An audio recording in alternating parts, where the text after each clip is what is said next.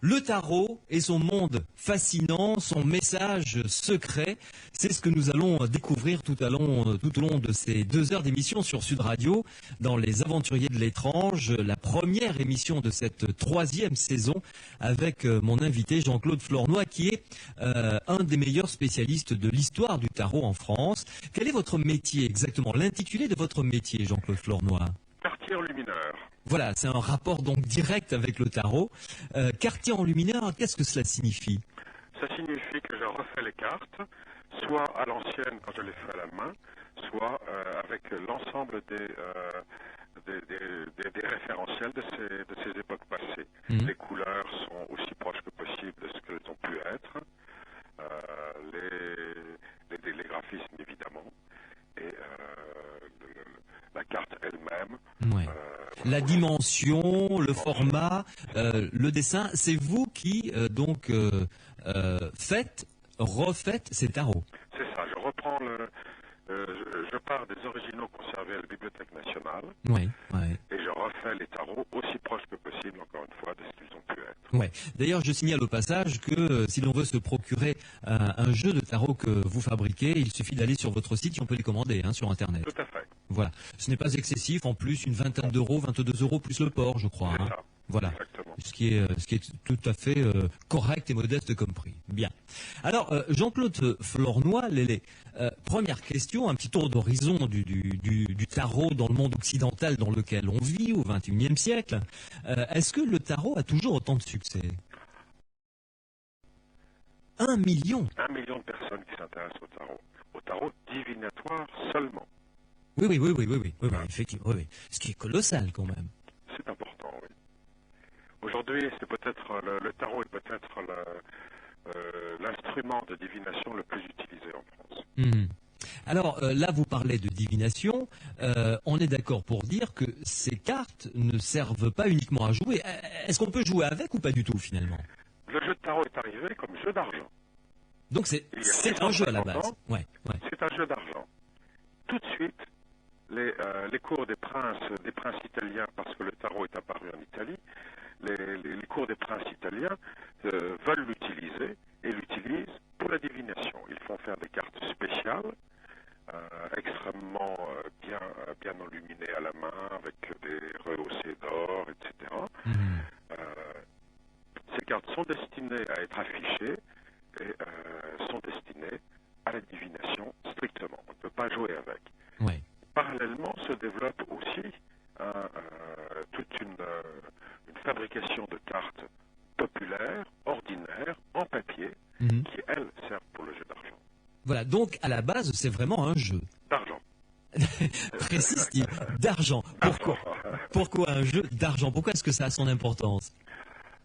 Ces époques passées étaient extrêmement joueuses et il y avait un nombre très important d'amateurs de jeux de toute nature. Ouais. Les osselets, les dés, les dominos, etc. Et le tarot a tout de suite pris sa place comme un des jeux principaux et favoris pour l'argent. Oui. Avec les mêmes règles, grosso modo, que l'on connaît maintenant, c'est ça? Grosso modo. Avec l'annonce, aller au bout, le petit, le chien, etc. Pas tout à fait. Pas tout à fait. Pas tout à fait, mais les règles anciennes, ou la règle ancienne, parce que nous en avons une qui date de 1637, est très proche de ce que nous connaissons aujourd'hui. Ouais. Alors, Jean-Claude Flornoy, est-ce qu'il existe un seul jeu de tarot authentique ou est-ce qu'il en existe plusieurs? Plusieurs. Il y a plusieurs... les tarots ont été fabriqués par des maîtres quartiers qui étaient eux-mêmes issus du compagnonnage, donc qui avaient reçu un certain nombre de transmissions autour de ces graphismes, de ces dessins, et chaque maître avait son atelier, donc avec des compagnons apprentis, et bien sûr, selon la ville où il était, il y avait des maîtres différents, donc nous avons des tarots faits par des maîtres différents. Oui. Quand vous dites des tarots faits par des maîtres différents, en quoi consistait le travail exactement d'un de ces maîtres? C'est de reproduire à l'exact des tarots qui existaient déjà. Alors je ne sais pas moi, sous forme de presse, ils achetaient j'allais dire des tampons, c'est un peu trivial, mais des moules, quoi, enfin un modèle précis qu'ils se contentaient de reproduire, ou ils apportaient des modifications, ou ils les dessinaient entièrement.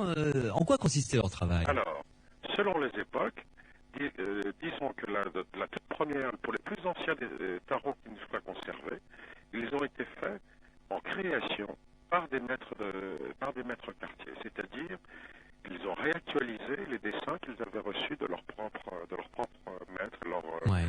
au cours de leur formation. Donc ils les ont redessinés. Ils les ont refaits. Ouais. Ce n'est qu'à partir de la moitié du XVIIIe siècle où là on copie, ce qui n'a rien à voir. Mhm. On change de registre, nous passons d'un registre de création et de transmission de maître à compagnon à un registre d'éditeur Ouais. et de fabrication Purement commercial, là, ce coup-ci. commerciale avec des copies, Ouais, ouais. soyons honnêtes. Oui, tout à fait. Et alors, le travail de ces maîtres pour observer un petit peu leur travail de manière précise, ça devait coûter cher, j'imagine, un jeu de tarot, parce que c'était sur pas du papier, mais du carton, enfin du carton spécial pour cartes, donc au départ. Pas tout à fait.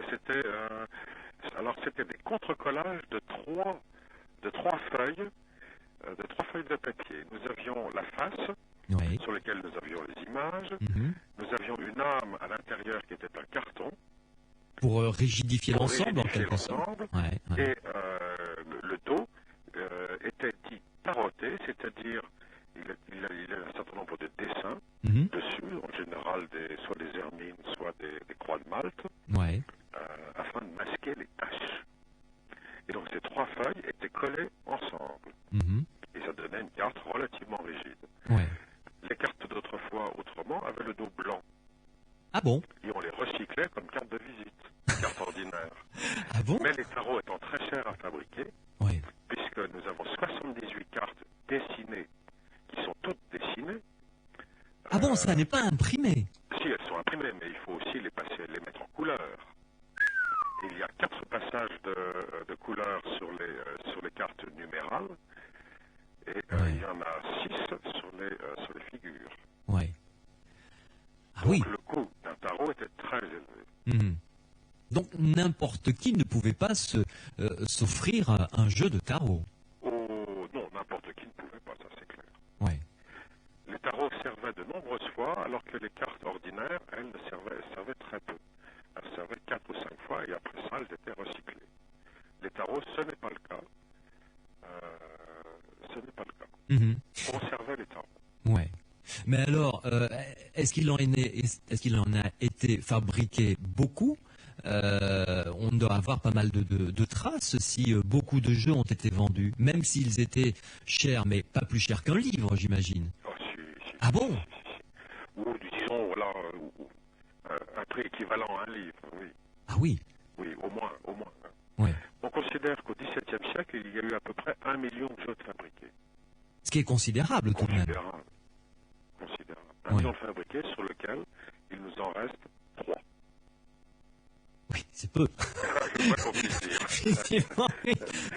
Oui, c'est pas beaucoup par rapport au nombre de livres qui ont traversé les siècles. Oui. Et pourquoi cette disparition? Parce qu'ils étaient transportés sans cesse, plus fragiles, comment?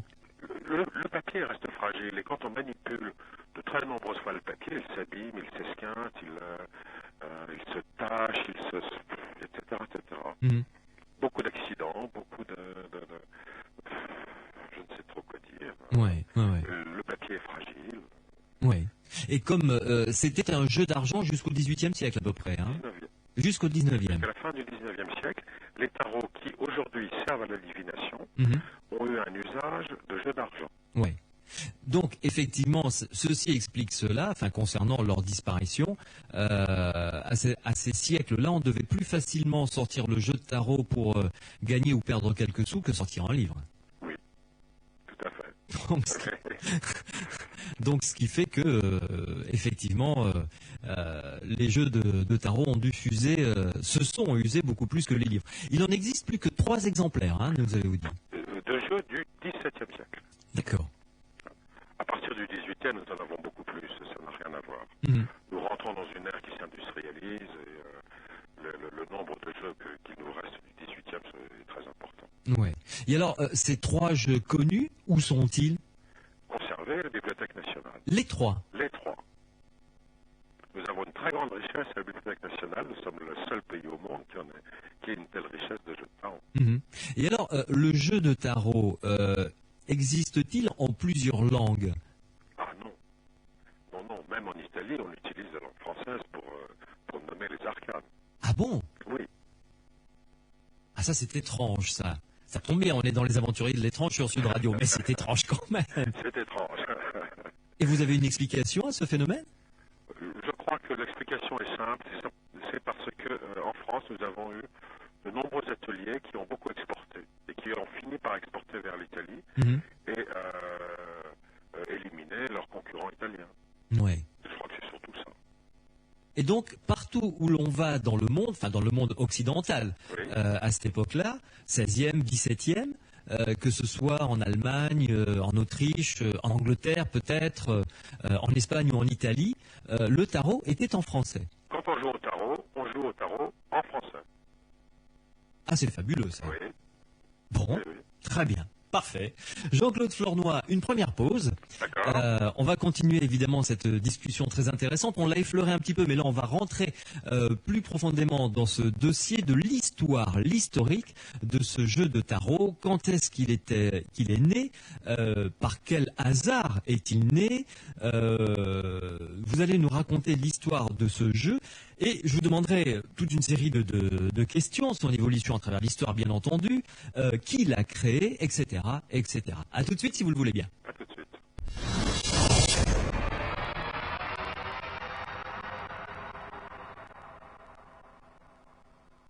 Jean-Claude Flornoy, un des meilleurs spécialistes français de l'histoire du tarot, est mon invité ce soir.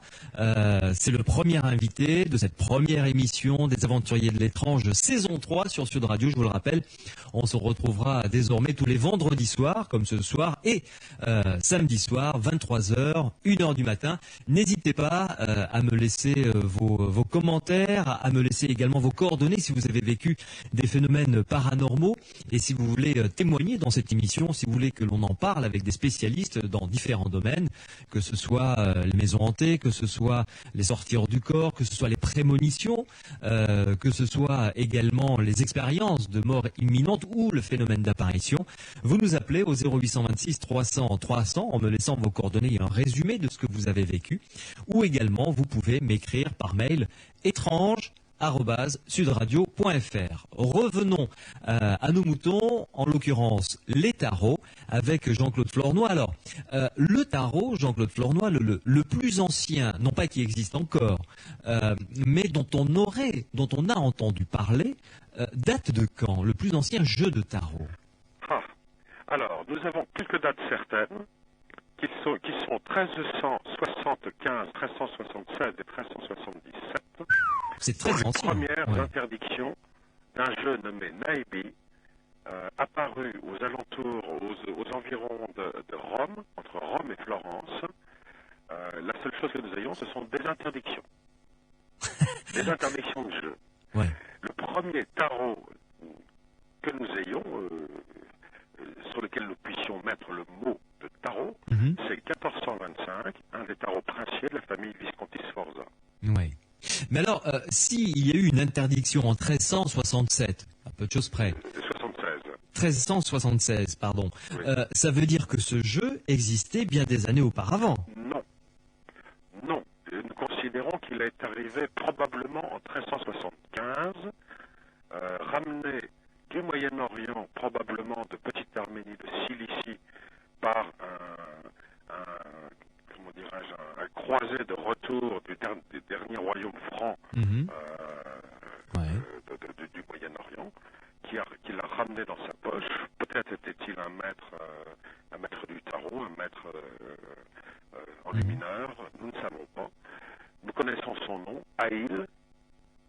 Aïl. Aïl, H-A-Y-L. Oui. Voilà, c'est tout. Les textes nous parlent de lui, c'est tout.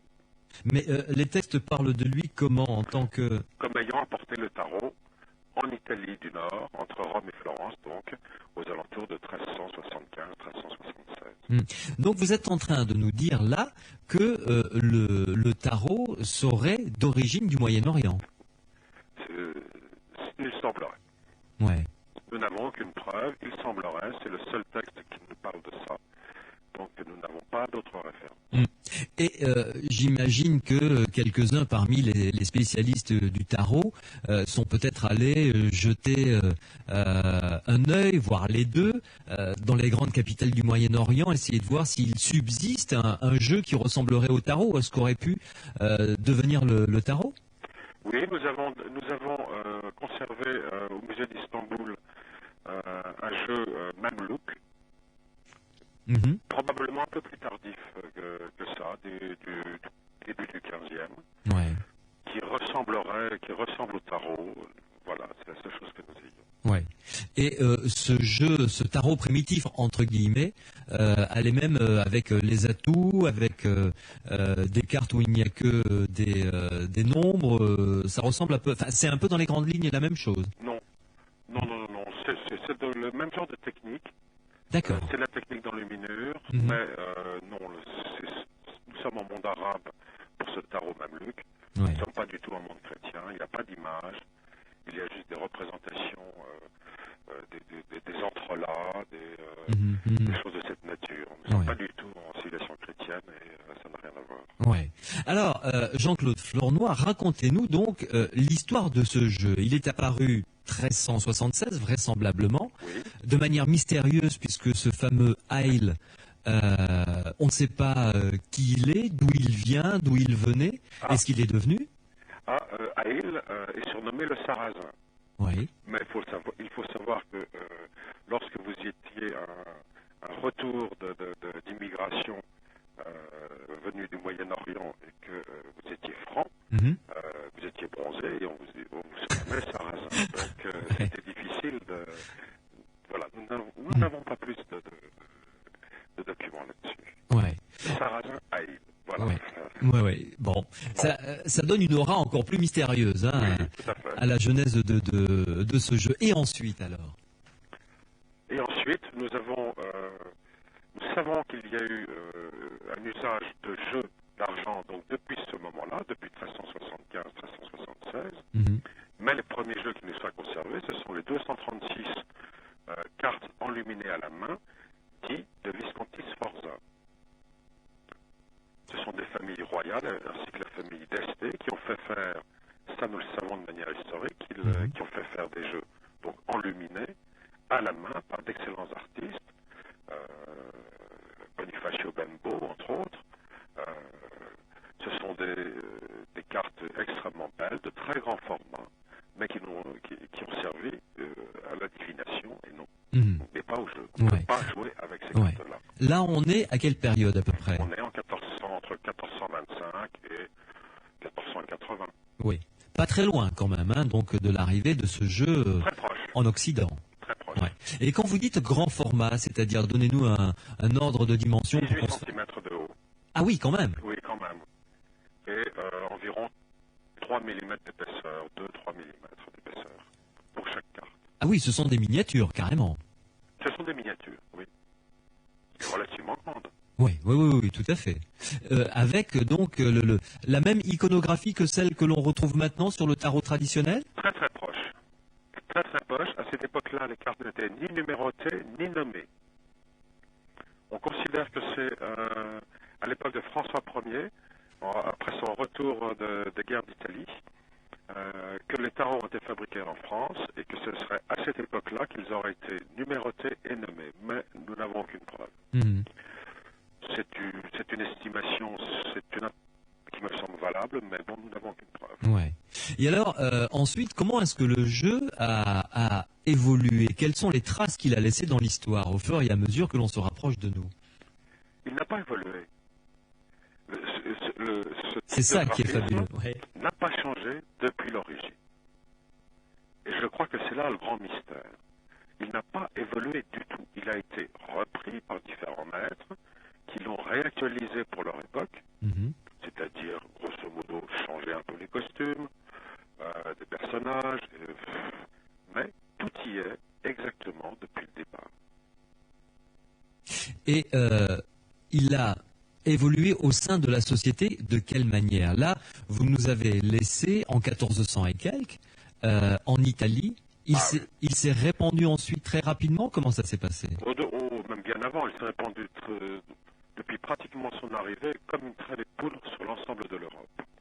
Mais entre les tarots historiques enluminés à la main pour les familles Visconti Sforza et les premiers tarots populaires papier qui nous soient conservés, nous avons un trou de 2 siècles dans lequel nous n'avons rien.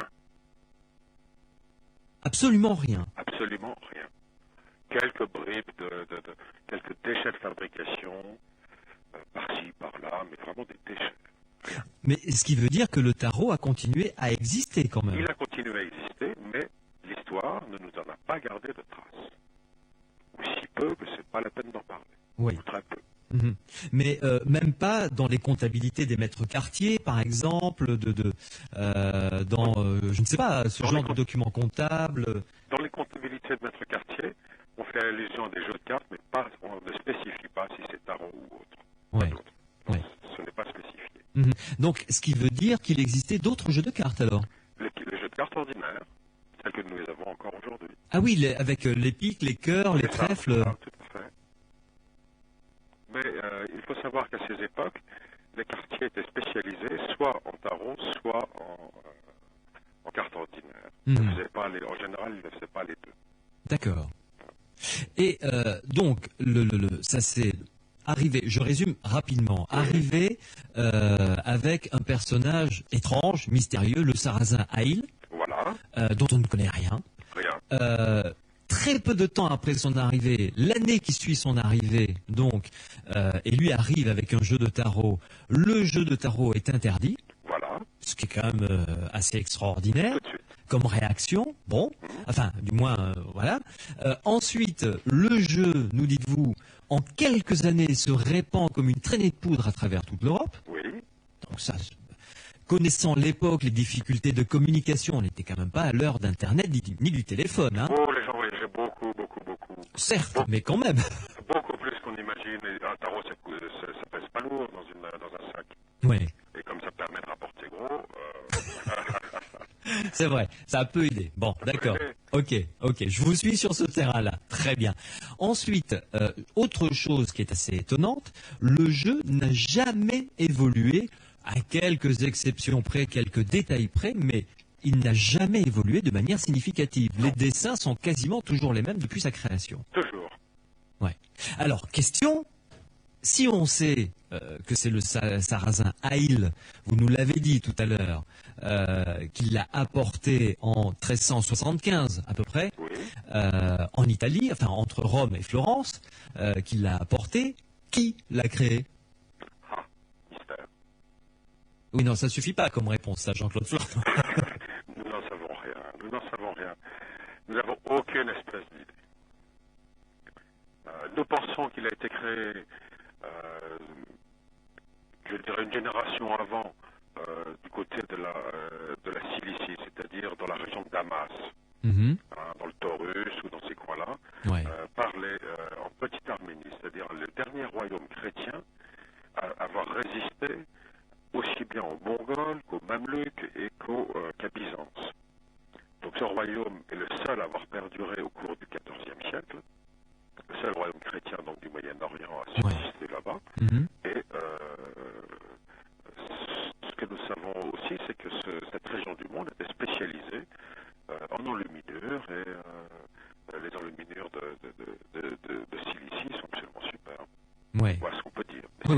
Oui. Donc il y aurait tout un tas de facteurs pour comme on dit dans le jargon politique, s'autoriser à penser, dans les milieux autorisés, que le tarot soit né là-bas. Voilà. Ouais. Il existe d'autres opinions, mais celle-là fait partie des plus intéressantes. Vous voulez dire de manière, je dirais pas, j'allais employer le terme scientifique, mais Non. de manière historique, la plus plausible. C'est ça, la plus plausible. Oui. Les autres opinions plus, comment dirais-je, plus exotiques constitueraient encore. Plus magique, venant venant d'Égypte, etc., etc. Nous avons eu beaucoup de textes au 19e parlant de ça. Ouais. Bon, Ouais. voilà. Bien. Et alors, quand est-ce qu'il y a eu cette scission? Parce que le tarot que l'on utilise, le tarot de Marseille par exemple, le tarot qu'on utilise comme étant un jeu divinatoire, c'est lui qui a donné naissance au tarot que l'on connaît, avec tous les concours, avec il y a même, je crois, des concours nationaux, internationaux de ce jeu. Ce jeu est un petit cousin du tarot? Mais c'est simplement en 1900, nous avons joué de l'argent avec le tarot que nous utilisons aujourd'hui pour la divination, jusqu'en 1900. Ouais. Et c'est en 1900 que la Fédération française de jeux de tarot, probablement sur un coup de tête, a décidé de se séparer des ésotéristes qui l'utilisaient pour la divination. Ils ont créé leur propre tarot sur un modèle de cartes allemand datant des alentours de 1860, 62, quelque chose comme ça. Ouais. Voilà. Et le tarot que l'on utilise encore de nos jours, c'est le même, j'imagine. Oui. Hein, il n'a pas bougé lui non plus, hein, c'est bizarre. Hein. Ça bouge très peu dans ce monde-là, décidément. Le tarot que l'on utilise pour jouer actuellement a-t-il la même, comment dirais-je, la même force que le tarot que l'on utilise pour la divination? Ah non, rien du tout. C'est un jeu complètement. Ce sont des images fort sympathiques, très agréables, qui n'ont aucun intérêt. Aucun intérêt. Oui, donc c'est juste un jeu, quoi. C'est un jeu. Bien. Et est-ce que le tarot de nos jours a évolué? Est-ce qu'il a eu des petits cousins, des descendants, des petits frères? Oh là Oh là Oh là! Oh là Toute une tribu entière. Il y en a des milliers. Ouais. Nous avons actuellement en vente près de 1000 jeux différents qui s'intitulent tous tarot, depuis le tarot des chats, des pierres précieuses, des Indiens d'Amérique, de ceci, de cela. Vous avez de tout, Barbarella, tout y passe. Tout y passe, même Mickey. Même le tarot de Mickey. Même le tarot de Mickey. Pourquoi pas? Voilà. Ouais. Mais avec la même présence? Rien du tout, il n'y a rien dedans. Ce sont des tarots d'artistes, des tarots quelquefois bien dessinés, quelquefois intéressants. C'est pas la question, mais au point de vue divinatoire et au point de vue d'un enseignement intérieur contenu dans ces images, il n'y a rien. Bien. Vous venez justement de faire vous-même la transition en ce qui concerne le jeu et l'enseignement, entre guillemets, que dispense, selon vous, donc ce jeu de cartes, le tarot. Une pause, Jean-Claude Flornoy, et on se retrouve dans quelques instants pour essayer de comprendre avec vous quel est le message qui est dans ce jeu de tarot. Les Aventuriers de l'étrange sur Sud Radio, c'est la première émission de la 3e saison. Une pause et on se retrouve.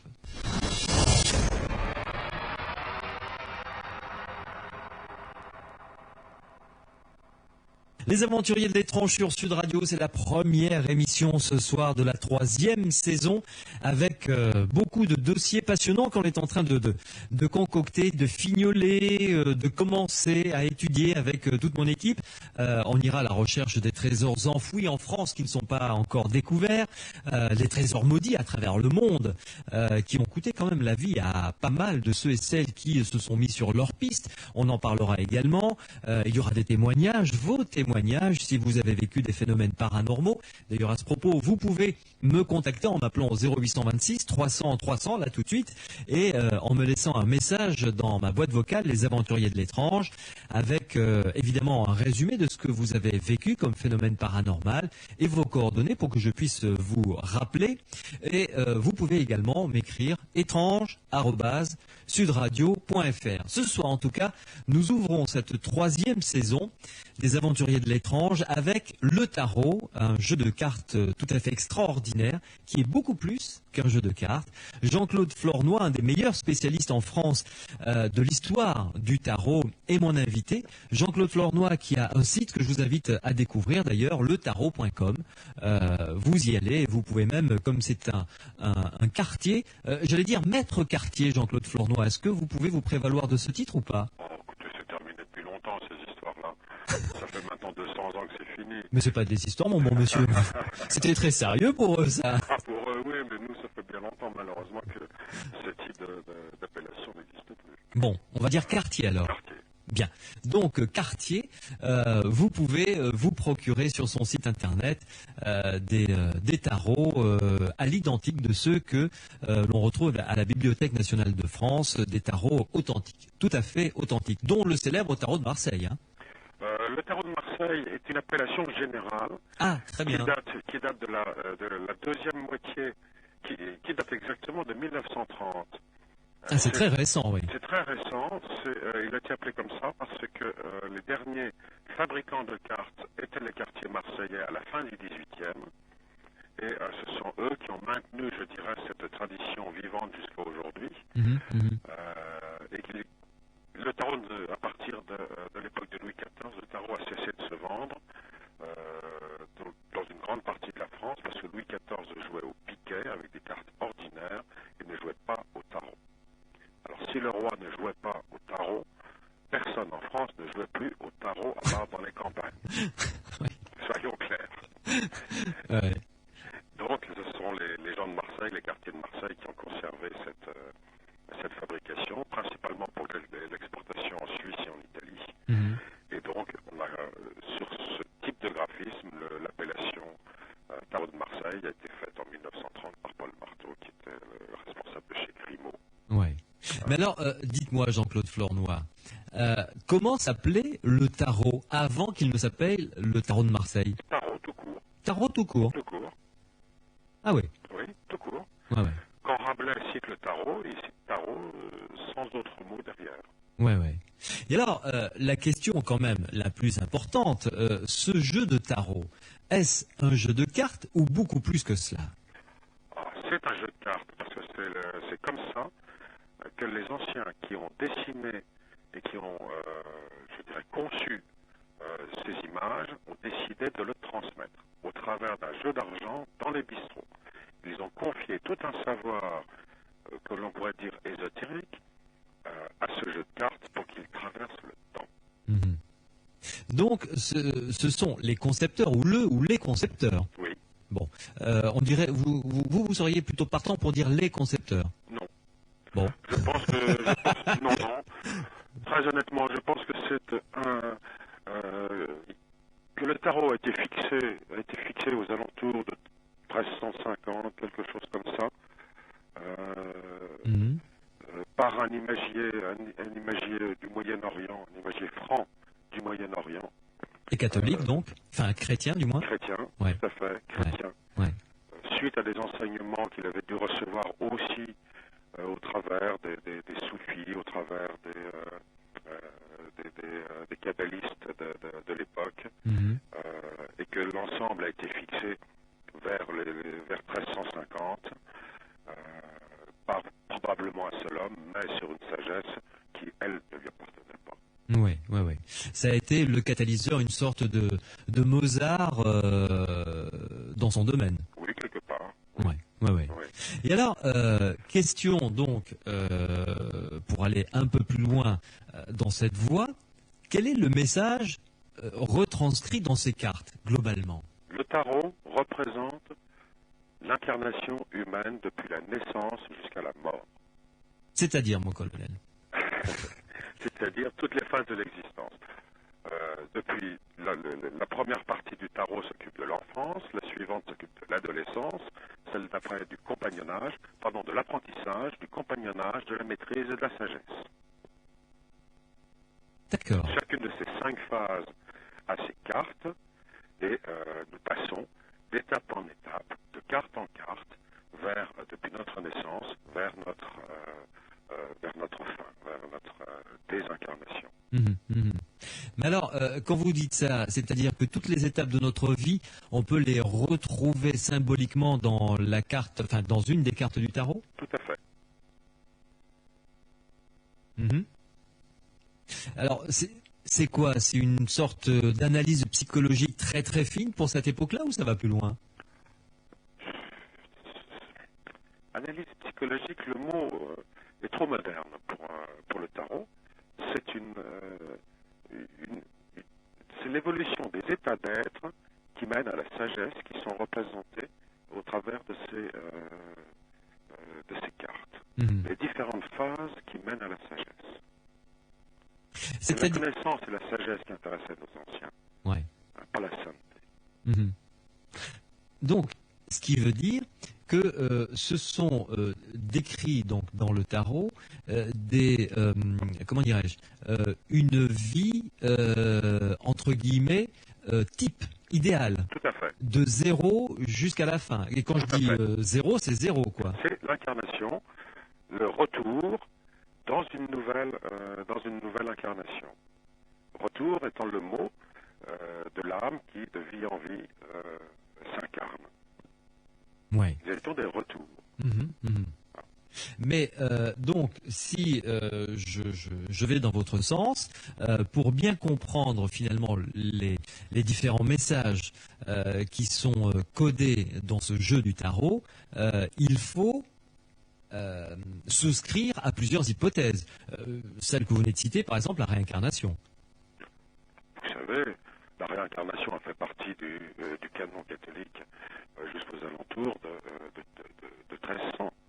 C'est simplement, nous avons Saint Bonaventure qui a fait encore un traité sur la métempsychose aux alentours de 950. Faut quand même pas oublier tout ça. C'est simplement avec l'arrivée du thomisme, saint Thomas d'Aquin, que petit à petit, on oublie les vies antérieures et on ne veut plus en parler. Mais jusque-là, ça faisait partie de la culture. Oui. Donc, la réincarnation, je vous l'accorde.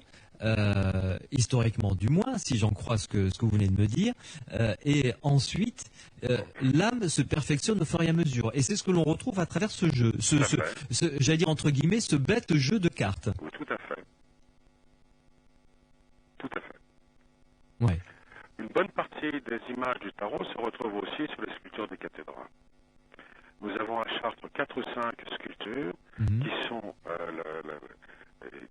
des cartes de tarot. Lesquelles? La force, par exemple. Ouais. Nous avons une femme sur un des piliers de Chartres, une femme ouvrant la gueule d'un lion. Nous avons Maison Dieu, que nous retrouvons reproduit.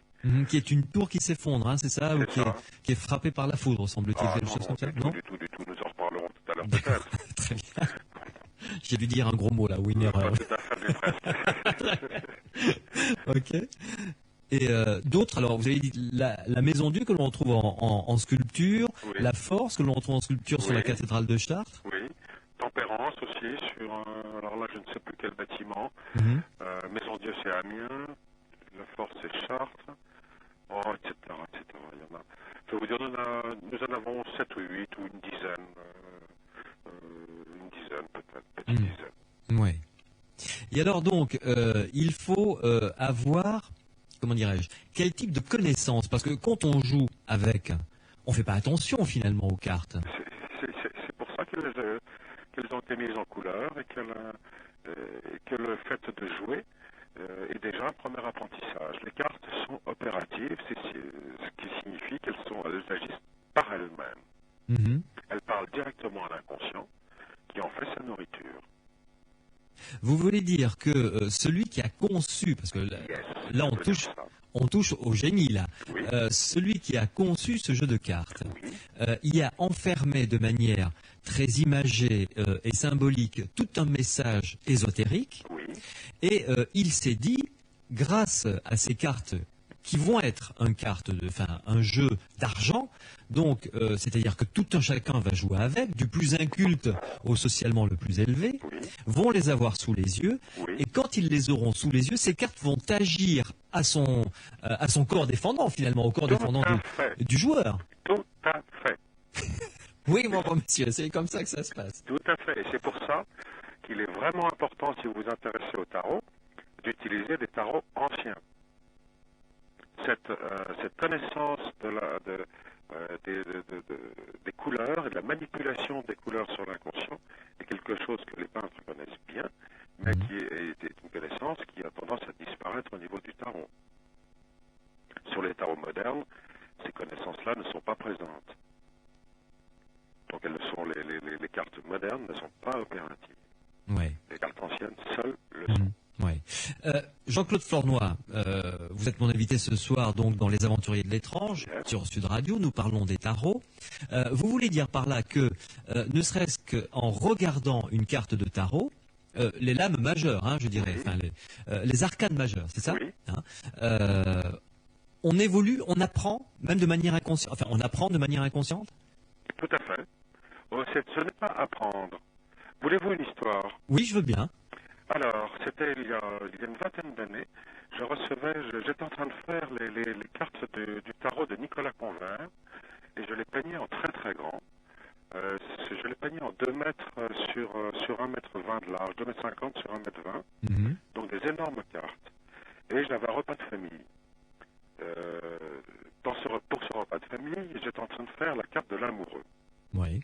J'avais un très grand couloir qui séparait la cuisine de la salle à manger. J'avais mis l'amoureux dans le fond du couloir. Mais donc on le voyait vraiment en grand. Voilà. On ne voyait que ça quand on allait de la cuisine jusqu'à la salle à manger. Oui.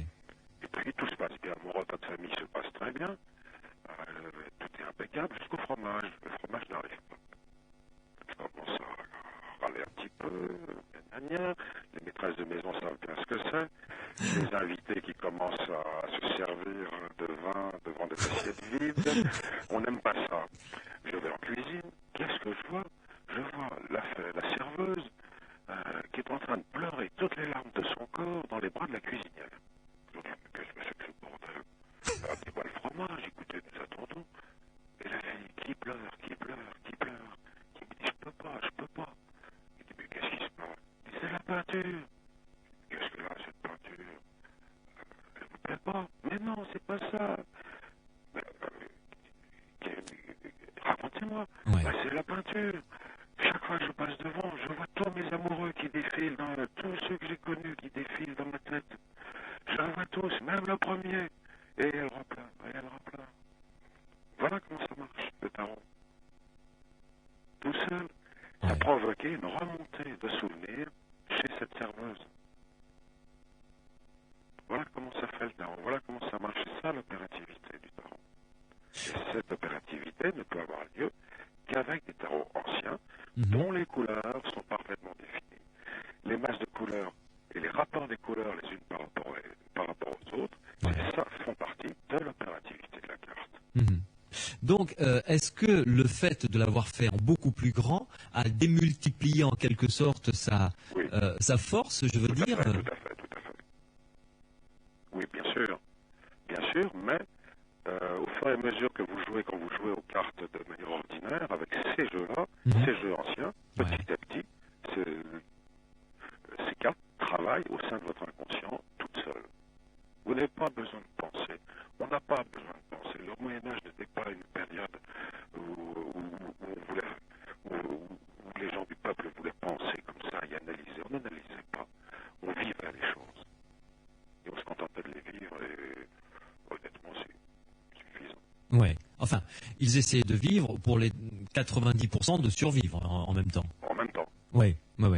Et donc, c'était une manière, d'après donc ce génie qui les a créés, d'apporter une connaissance, une aide à ses frères humains, en quelque sorte. Tout à fait, exactement. Tout à fait, c'était ça. Oui. C'est assez extraordinaire quand même, parce que il n'y a pas d'autre jeu qui ait le même effet sur les joueurs. Non, c'est le seul. C'est exceptionnel, c'est une transmission d'exception que nous avons là. Est-ce que ça existe dans d'autres domaines, je pense, dans d'autres arts picturaux, dans la peinture, dans la sculpture, dans les vitraux, que sais-je? Qui se soit transmis depuis cette époque-là, de manière vivante, parce que la question du tarot, c'est que ça s'est transmis de manière vivante. Non, c'est le seul. Ah oui, c'est encore plus exceptionnel que ce que je pensais en ouvrant cette émission, finalement. Peut-être. Mais alors, Jean-Claude Flornoy, vous le savez, beaucoup de personnes utilisent ce jeu comme étant un jeu divinatoire. C'est même la principale utilisation de ce jeu, finalement. Tout à fait, oui. Et alors pourquoi, d'après vous? Mais parce qu'on peut utiliser, ces images pour en faire la divination. Depuis bien longtemps, certaines personnes se sont rendues compte qu'il y avait quelque chose d'autre que de simples images. Les premiers à s'en être aperçus, ce sont les gitans quand ils sont arrivés en Europe, aux alentours du 16-17e siècle. Ouais. Quand ils ont rencontré le tarot, ils l'ont tout de suite apprécié à sa juste valeur. Mhm. Nous, c'est simplement nous avons réapprécié ces images vers la fin du 18e. Nous avons commencé à nous les réapproprier. Ouais. Mais alors, je vais faire un parallèle avec le monde de la voyance, parce que là on parle de divination, donc Oui. la voyance, on est dans le même domaine. Oui, tout à fait. Beaucoup de voyants ont besoin d'un support, ce qu'ils Oui. appellent un manci. Oui. Alors soit une boule de cristal, soit un verre d'eau, soit une tache d'encre, soit le café, le marc de café, que sais-je, bref. Et donc, est-ce qu'on peut supposer que, comme vous nous l'avez dit, les cartes ont une force en elles autonome, une force propre, Oui. elles délivrent à des gens qui ont une extrême sensibilité, enfin supérieure à la moyenne, leur message comme ça? Tout à fait. C'est comme ça que ça fonctionnerait donc. Tout à fait. Oui. Mhm. Elles ouvrent des portes Oui. et elles permettent d'entrer dans la vision. Donc, Mais je maintiens encore une fois, Ouais. uniquement les cartes anciennes, pas les autres. Les autres sont des supports psychologiques si vous voulez, des aides à la réflexion, à la mise en mots, à tout ce qu'on veut, mais mhm. on n'est pas dans le même registre. Oui. Les seuls qui aient cette force, ce sont les cartes anciennes. C'est ça. Ouais. Et alors, est-ce que travailler par exemple avec la réplique exacte des cartes, de jeux de cartes que les plus anciennes, que l'on Oui. trouve donc à la Bibliothèque nationale de France, c'est ce qu'il faut faire? Oui. Si vous voulez aussi vous intéressez à la vision. Mhm. Ouais. Bon, enfin, cela dit, ça ne marche pas à tous les coups. C'est pas. Tout le monde n'est pas visionnaire. Tout à fait. Jean-Claude Flornoy, Oui.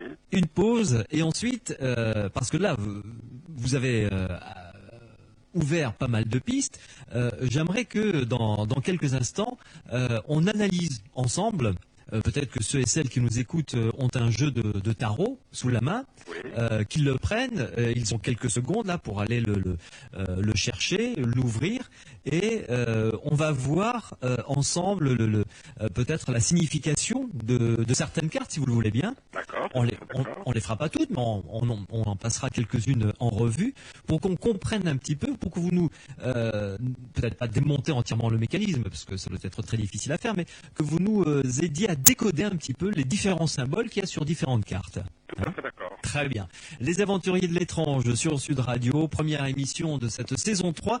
Nous allons vous donner dans quelques instants avec Jean-Claude Flornoy les clés pour comprendre le message sous-jacent aux cartes du tarot. À tout de suite.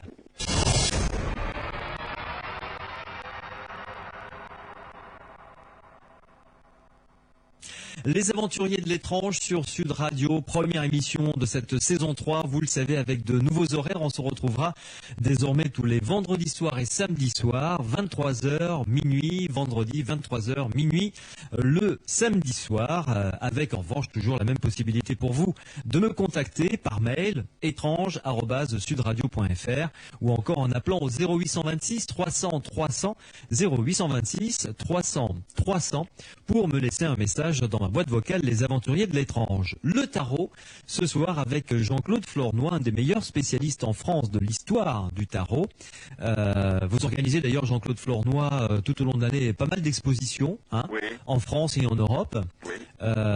Vous êtes quartier également, donc vous vendez des reproductions précises, exactes des anciens jeux de tarot qu'on peut retrouver sur votre site internet, letarot.com.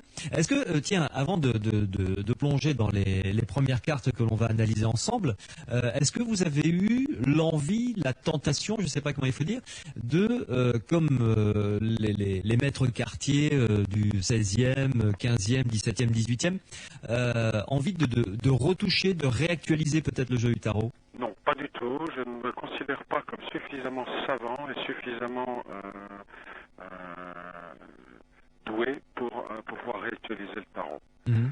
Je laisserai ça. Je me contente de remettre aussi propre que possible les anciens tarots, Ouais. les 3 anciens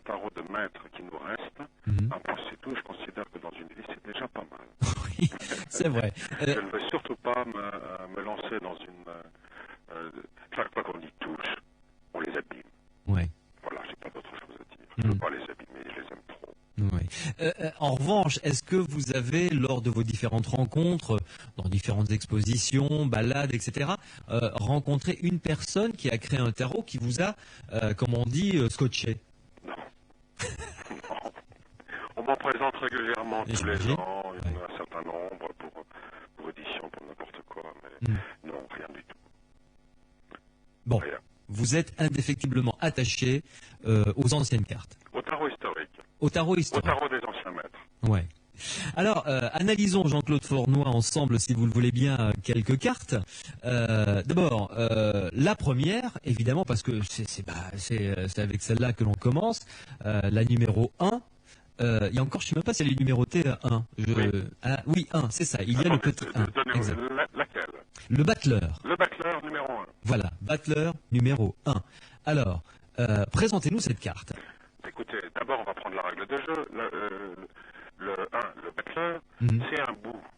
Pour ceux qui savent jouer et qui jouent au cartes de tarot. Oui, tout à fait. Le but du battleur, c'est d'aller au bout du jeu.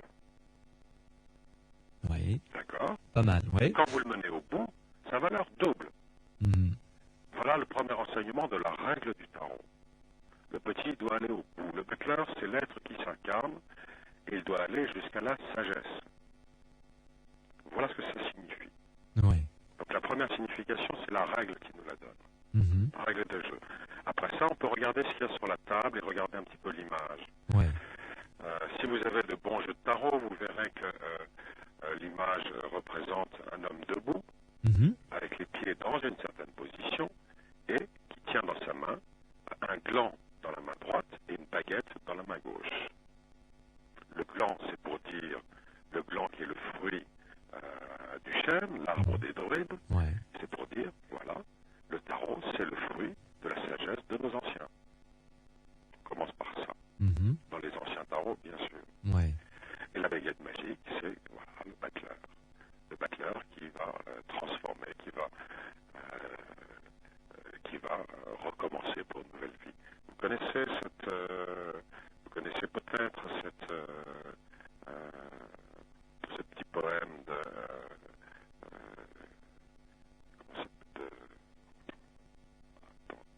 Je suis pas très fort en poésie, donc pour vous aider... Pas trop fort en poésie. Ouais. Alors, attendez, je le retrouve. Vous nous expliquerez après pourquoi est-ce que le battleur a une table devant lui, avec toute une série d'ustensiles. Bon, il y a des dés, c'est un battleur, donc il y a des dés, exactement. on comprend pourquoi. Il y a une sorte de gobelet, alors peut-être un couteau ou un stylet. On ne sait pas, ça, voilà. Probablement couteau, un sac et des dés. Ouais. Les dés, c'est parce que l'incarnation se fait sur un coup de dé. Et si vous regardez bien les dés qu'il y a sur les tarots historiques, entre autres le tarot historique de Jean Noblin. Oui, je regarde, c'est vraiment tout petit, hein. Oui. C'est 321. 321, si vous êtes joueur de 421, vous dites zut, fiche, raté. Pour ne pas dire autre chose. Ouais. Exactement, je suis pas loin, mais c'est pas. Ouais. Le battleur, voilà, j'ai retrouvé, c'est Khalil Gibran. Un moment de repos sur le vent, et une autre femme me le remettra au monde. Le battleur, voilà ce que c'est.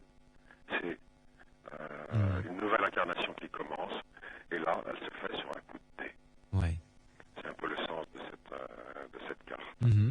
Mais alors, maintenant, explication de ce qu'il y a sur la table. Oh, ce sont les gobelets du battleur habituel, du battleur de foire. D'accord, donc pas besoin de chercher dans tout une signification finalement. Non, vous avez plusieurs types de détails. Vous avez les détails signifiants et ceux qui ne le sont pas. Oui, d'accord. Pas la peine de vouloir pondre des pages et des pages sur une petite virgule d'un chapeau qui souvent n'existe pas. Non, il y a des détails signifiants, nous en verrons quelques-uns au fur et à mesure, je suppose, mais d'autres ne le sont pas du tout. Les dés sont signifiants. Alors, vous avez dit la position des pieds. Il a les pieds écartés, bien posés à plat sur le sol. Qu'est-ce que ça signifie? Ça signifie qu'il faut prendre la position et essayer de se mettre dans cette position-là. C'est-à-dire? Nous sommes en langue des oiseaux. La langue des oiseaux, c'est l'ancienne langue des savants et Et des alchimistes, des oiseaux, oui. et l'initiation. Ouais. Et donc, on montre en images et on raconte des choses qu'il faut faire. Si vous ne faites pas, ça ne sert à rien. Ça ne sert à rien de vouloir analyser, il faut réaliser. Ouais. Donc prenez la position du battleur. C'est un exercice tout à fait intéressant. Bon, très Voilà, bien. il y en a d'autres au fur et à mesure. Oui. Et alors, vous parliez de l'importance des couleurs. Oui. Alors là, il est franchement multicolore, notre battleur. Oui. C'est vraiment même de toutes les couleurs. Oui. Les maîtres anciens avaient cette formule. Blanche, les larmes de maître Jacques. Noir, la terre qu'il a portée. Bleu, les coups qu'il a reçus. Rouge, le sang qu'il a versé. Verte, l'espérance. Et jaune, la persévérance. Voilà la définition des couleurs, elle est faite. Ouais. Donc toutes ces couleurs sont présentes sur le costume du battleur. Voilà. Ouais. Le fait qu'il regarde dans une certaine position, c'est-à-dire sur la droite, a une importance ou pas du tout? Tout à fait, oui. C'est le passé. Il regarde vers le passé. Quand vous l'avez en face, il regarde vers la droite. Si vous retournez la carte, mais la réalité, c'est que nous, quand nous regardons la carte, le regard se tourne vers notre gauche. Ouais. Donc c'est vers le passé. Le souvenir de son incarnation précédente, qui est encore là, présente. Ouais. Donc là, c'est le départ. C'est un nouveau départ. Nouveau départ. Ouais. Un moment de repos sur le vent. Et une autre femme me remettra au monde. Ouais. Alors, est-ce que toutes les cartes, avant de passer à l'analyse d'une autre carte de ce tarot, est-ce que toutes les cartes ont leur importance ou uniquement les atouts? Parce que quand on achète un jeu de tarot, il y a les atouts évidemment qui ont des images, qui sont dessinées, qui représentent des personnages, je veux dire, et les autres qui représentent le 3, 4, 5, 6 de pique, de trèfle, voilà. Celles-là ne sont pas importantes. Alors, nous avons, encore une fois, on va avoir recours pour répondre à votre question à la règle ancienne de 1637. De là, c'est jusqu'au 10. Les cartes n'ont pas correspondent à la vie du peuple. Voilà comment ils les interprétaient. Donc, c'est considéré comme n'ayant pas d'existence. Par contre, celles qui comptent au niveau des arcanes mineures, des cartes mineures, ce sont les honneurs. Si nous pouvons dire que les arcanes majeures s'occupent de la vie spirituelle, les arcanes mineures s'occupent de la vie matérielle et sociale. Ouais. Les arcanes mineures, c'est quoi comme carte? C'est lesquelles? Ce sont les deniers, les bâtons, les coupes et les épées.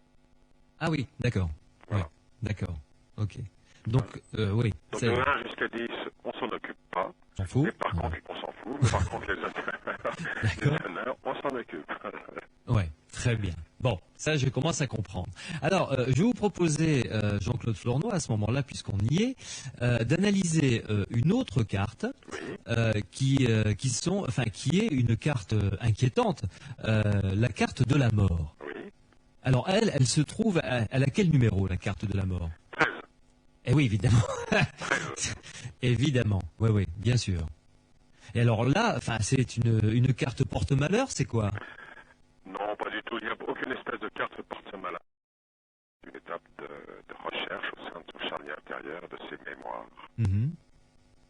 Et la mort est représentée comme un personnage décharné, squelettique. Un squelette, oui. Avec une faux, bien entendu. Et il est en train de faucher des plantes. Enfin, la mort, elle, est en train de faucher des plantes. Des plantes, des têtes coupées, des mains, des pieds, des ossements. Il y a de tout sur les cartes. Tout dépend du tarot que vous avez. Oui.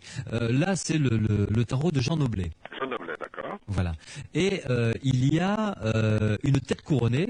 Il y a un roi, visiblement, d'un côté et une femme de l'autre. Oui. Alors, quels sont les là aussi, j'imagine, les couleurs ont leur importance.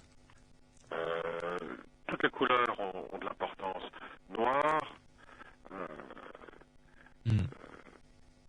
La terre. Noir, la terre qu'il a portée. Ouais. C'est simplement, c'est la putréfaction, c'est alchémite, c'est la terre noire du limon d'Égypte. Mhm.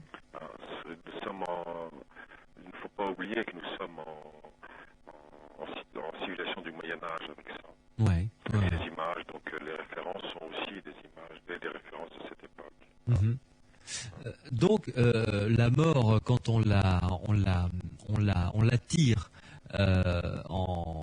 dans un jeu de divination, ça n'a rien de lugubre. Non, rien de lugubre du tout. C'est simplement qu'il y a un travail de mémoire, de remémoration à faire. Mhm. Oui.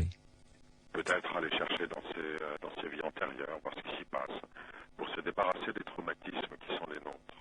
Oui. Il n'y a aucune bonne ou mauvaise carte dans le jeu du tarot. Aucune. Ça n'existe pas, une bonne ou une mauvaise. Ce sont des étapes par lesquelles nous devons tous, les uns et les autres, passer. Oui. Donc, oui, il y a des cartes plus faciles que d'autres, c'est ce qu'on peut dire. Oui. Et alors, reprenons un petit peu le sens de progression. La carte numéro 2, la 1, c'est le battleur, Oui. donc le démarrage d'une nouvelle vie, Oui.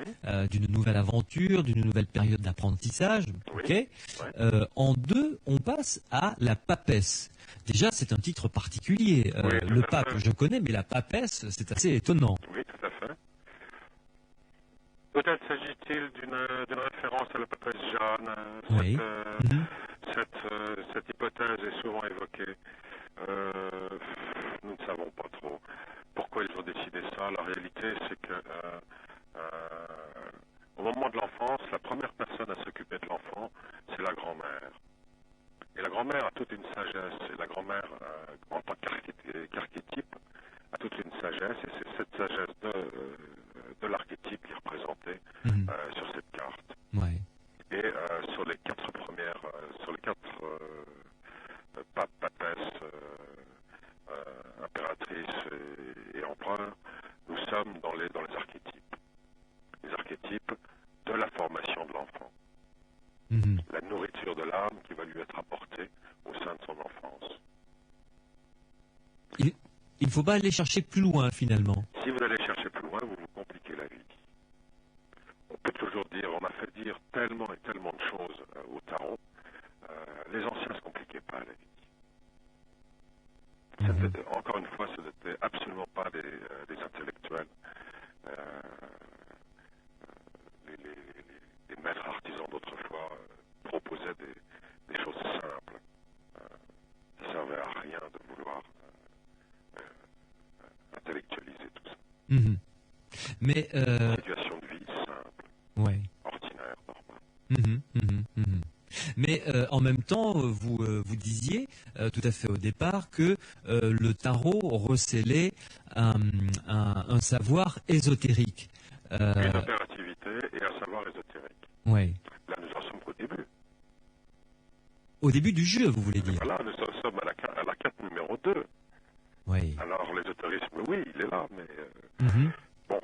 ça se complique petit à petit, mais pas là, quoi. Non, pas encore là. Ouais.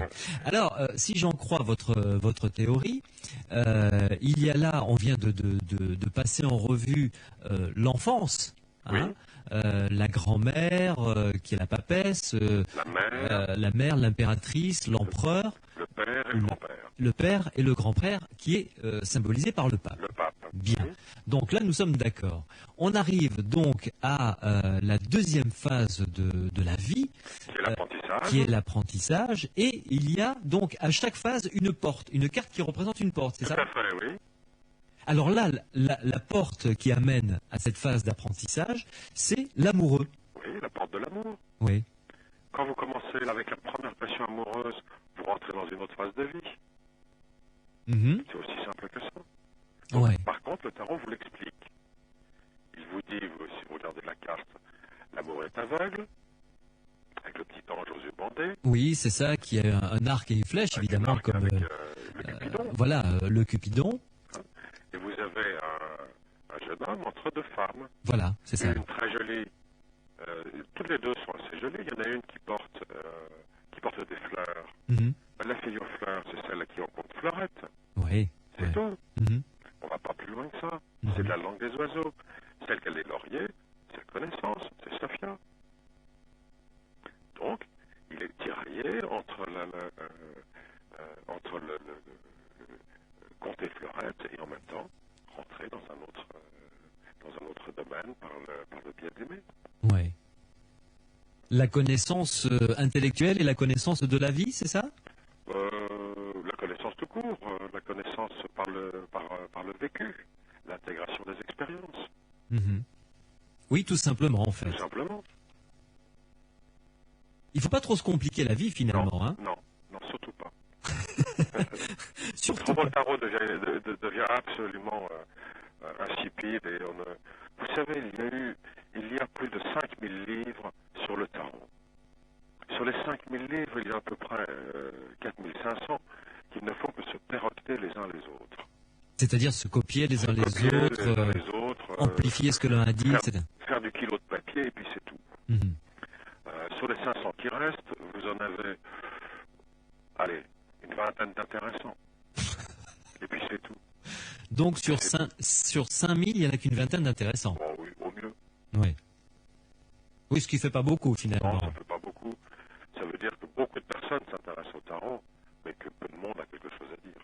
Finalement. Finalement. Jean-Claude Flornoy, une pause et on va continuer comme ça à découvrir avec vous votre analyse et interprétation du symbolisme sous-jacent à toutes ces cartes du tarot, à toutes ces arcanes majeures. Hein, Oui. qui sont au nombre de combien les arcanes majeures au fait? 22. 22. 21 numérotés et un 22e non numéroté. Voilà, bah, vous nous expliquerez également pourquoi 22 et pourquoi 21 numéroté et le 22e pas numéroté. Le 22e, ça s'appelle le fou, non? Le fou. Voilà, le fou. Voilà, vous nous direz. Donc, c'est celle-là qui n'est pas numérotée, j'imagine. Exactement. Voilà. Donc, vous nous expliquerez dans quelques instants pourquoi dans Les Aventuriers de l'étrange sur Sud Radio.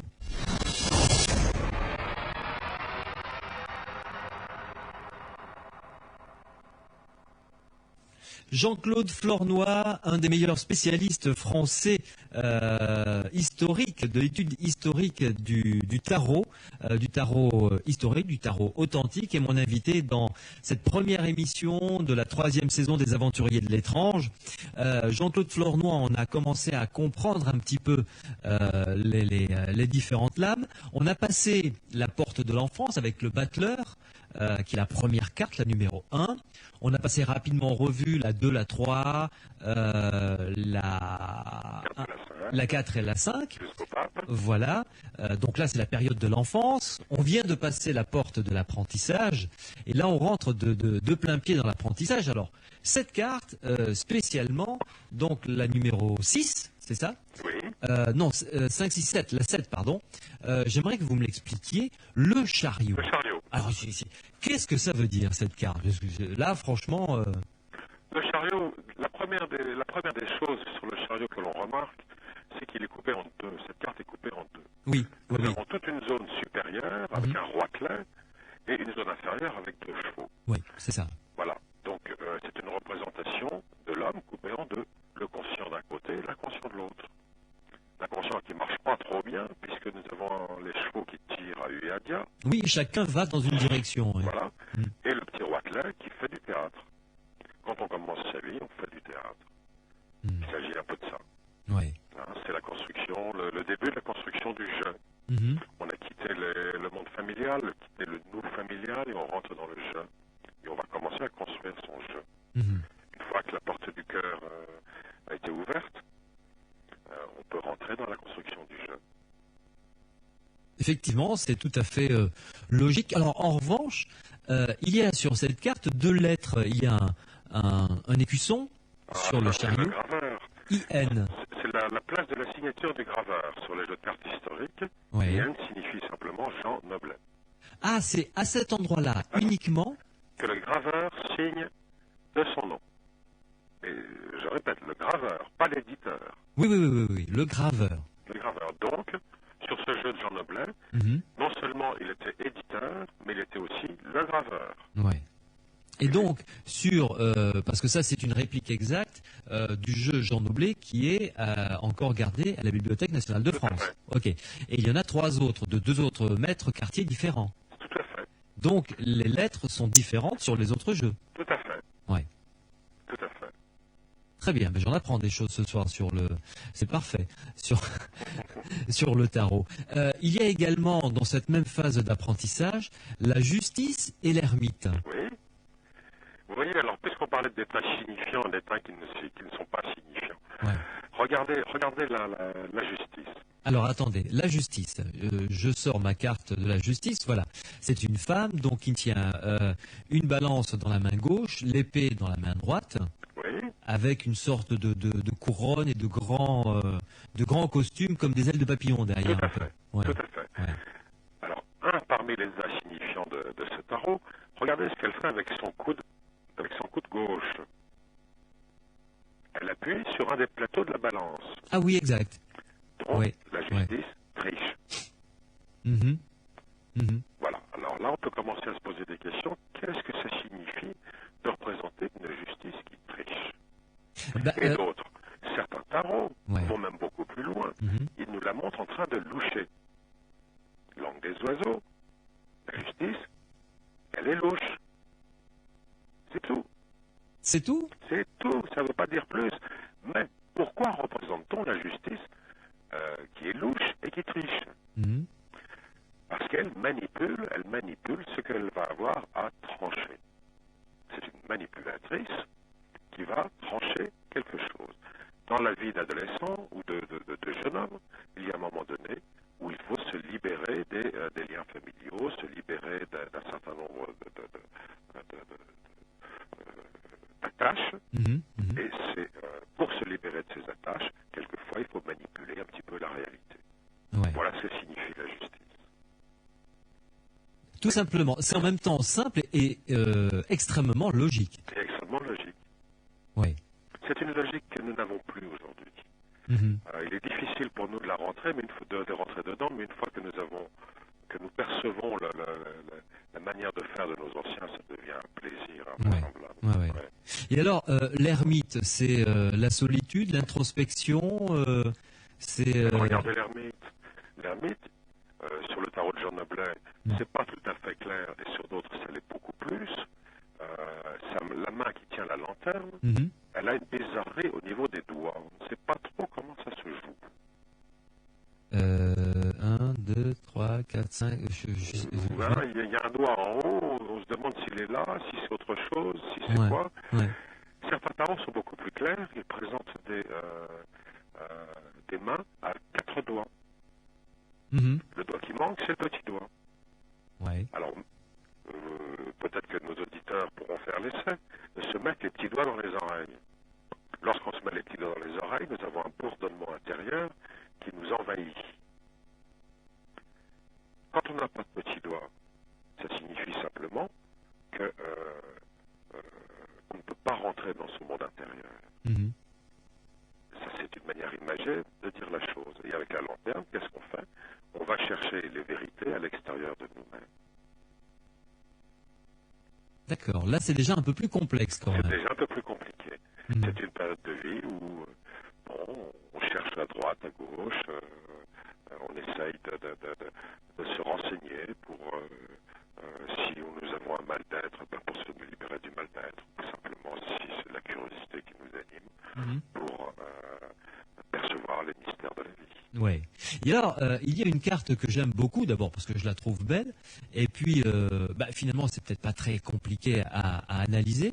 C'est l'arcane donc numéro 10, la roue de la fortune. Ah non, Ah bon? mon cher Louis, que se passe-t-il? Mettez vos lunettes. Oui. Qu'est-ce que j'ai dit? La roue de la fortune. Oui. Absolument pas. Nous ne sommes pas à TF1 Ah oui, non. et il n'y a absolument pas de voiture de sport à gagner. Non, C'est la non. roue de fortune. La roue de fortune, La roue pardon. de fortune. Voilà, la roue de fortune. C'est-à-dire Contre mauvaise fortune bancaire. voilà, de la vie qui a ses hauts et ses bas. C'est ça, qui a assez haut et assez bas. Mais de manière cyclique. Oui. C'est-à-dire fait. que s'il y a un haut, on peut être sûr qu'il y aura un bas, et s'il y a un bas, on peut être sûr qu'il y aura un haut. Aussi, oui. Ah oui, non, c'est quand même mais beaucoup plus n'oubliez optimiste pas- de le voir comme ça. Oui, c'est vrai. Mais n'oubliez pas qu'à ces époques-là, la roue était aussi un engin de torture. Exact. Et les anciens le savaient très bien. Ouais. Alors quand on représente une roue, Mhm. c'est c'est aussi pour signifier quelque chose de vraiment particulier. Donc c'est une étape douloureuse qu'on pourrait traduire, je dirais, par une phase de dépression, quelque chose de cette nature. La route fortune, c'est l'être va être broyé par le monde intérieur de l'être doit se réorganiser. Mhm. Vous avez vu comme l'ermite avait un manteau bleu énorme. Oui, Bleu, les coups qu'il a reçus. Souvenez-vous la oui, définition des couleurs. exact. Ouais, ouais, ouais, ouais. Ça signifie, quand on a un manteau qui est aussi chargé de bleu, que les traumatismes sont extrêmement nombreux et extrêmement lourds à porter. Mhm. Et donc, à un moment donné, pour pouvoir se réorganiser et repartir de l'avant, il faut que l'ensemble de ces vieilles structures psychiques soient détruites. La haute fortune, c'est une phase de destruction des structures psychiques et de reconstruction. Ouais, ouais, ouais. Et Le haut et le bas, ouais. comme vous disiez tout à l'heure. Mhm. Et suit donc ensuite la porte. On quitte le monde de l'apprentissage pour rentrer dans le monde du compagnonnage. Voilà, Et la porte d'entrée du compagnonnage, c'est la force. la force. Avec cette femme qui tient avec ses deux mains la gueule d'un lion ouverte, c'est ça? C'est ça. Alors, sur certains tarots, c'est dessiné, sur celui de noblesse, c'est pas tout à fait compréhensible, mais sur d'autres, c'est beaucoup mieux dessiné. Entre autres, sur le tarot de Nicolas Convert, vous avez la femme qui met son petit doigt dans la truffe du lion. Mhm. Là, Jean Noblet représente un ours. Ah oui, ouais, Parce ouais. qu'en 1650, nous n'avions plus de lion en France, à part des représentations dans les bibliothèques ou quelquefois sur les cathédrales. Mhm, mhm. Mais nous n'avions plus dans les zoos ou dans les ménageries royales ou autres. Il n'y en avait plus, c'était fini. Mhm. Tous ceux qui étaient venus au moment des croisades étaient morts, bien sûr. Et l'animal le plus puissant de la création était l'ours. Voilà Bien pourquoi sûr. Jean Noblet représente un ours. Voilà, ça c'est l'exemple type de ce que vous nous appeliez la réactualisation. C'est ça, c'est de la réactualisation. Pour que la Exactement. carte soit toujours en adéquation avec... Avec son époque. Ouais. Ça, c'est le travail des maîtres. Mhm. Et Jean Noblet nous fait un travail de maître. Si vous regardez bien sur cette image, on s'aperçoit que la main gauche tient la lippe de cet animal et la pose sur les dents, qui est un geste de dompteur. Si vous voulez que votre animal ne vous morde pas, Mhm. vous recouvrez ses dents de sa lèvre inférieure. S'il veut vous mordre, il se mord d'abord lui-même. Ouais. Donc, il est dompté. Ouais. Là, elle dompte complètement l'animal. Mhm. La force, c'est parce que nous arrivons au compagnonnage, donc c'est le moment où on va construire sa vie. L'apprentissage est terminé, on en est à être mature, donc on va construire sa vie. Et pour construire sa vie, il faut des qualités de type féminine pour pouvoir réussir, et que ces qualités s'appliquent de manière intelligente Mhm. Ouais. sur un monde qui est dur, Mm. qui est présenté par l'ours. Ouais. Et là, elle le fait avec intelligence, intuition, courage, etc. Ouais. Toutes Et les qualités nécessaires du compagnon. pour réussir Sa vie. Et juste après, il y a la mort, justement, dont nous Le parlions pendu tout à l'heure. d'abord. Le pendu. Le Oui, pendu exact. d'abord. Le pendu, oui, c'est vrai. Ouais, Le ouais. pendu. Ouais. Le pendu, c'est ce qui représente une autre phase. Une fois que vous avez construit dans la matière, que vous avez une famille, que vous avez réussi, gagné de l'argent, etc., il arrive à un moment donné où il faut aussi s'occuper de ses émotions. Et le monde bascule. On regarde le monde d'une autre manière. Un changement de regard, un changement de paradigme qui tout d'un coup va vous animer. Mhm. C'est ce qui est représenté par le pendu. Le pendu qui tire la langue. Oui, Vous voyez, exact. Oui, ouais, ça ouais. c'est un petit exercice traditionnel, tirer la langue.